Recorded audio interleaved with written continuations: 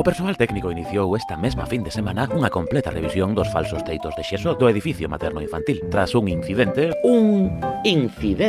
rexistrado na madrugada do venres ao sábado diante dun área de ascensores deste edificio, que se trasladará ao novo bloque de hospitalización actualmente en obras. Actualmente estará en obras, pero esas obras levan máis de 6 meses paradas. Un detalle sen importancia. As primeiras valoracións dos técnicos atribúen a caída da escaiola a un conxunto de factores, entre os que destacan o forte contraste térmico que se está a rexistrar os últimos días, con bruscas oscilacións de humidade e temperatura, xunto co obsoleto sistema de anclaxe e o envellecemento dos materiais. A incidencia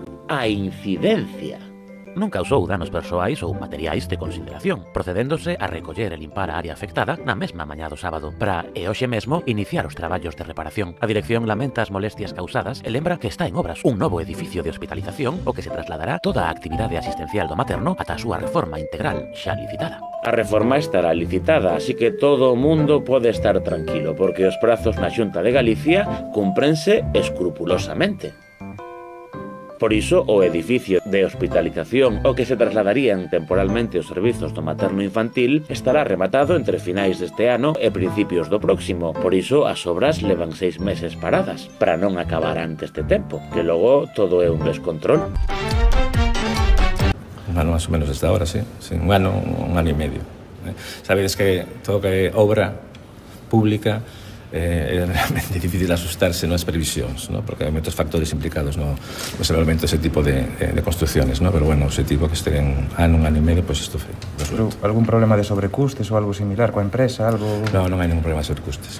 Entón, cal é o problema para que non se este executando esa obra ao ritmo que estaba anunciando? Vamos a ver, hai que tener en conta que hubo como un cambio, ¿no? No que é a actitud constructora ante o que é o hospital materno-infantil, ¿no? Todas as veces non estaba daquela, ¿no? Pero creo que foi un ano que se tomou a decisión de que non valía a pena o que é reformar, ¿no? O materno-infantil, sino que o mellor era facer outro, demolerlo e facer outro, ¿no?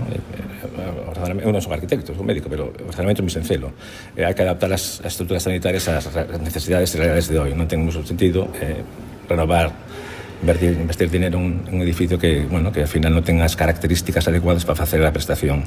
Entonces o mellor sería o que demolelo e facer unha nova.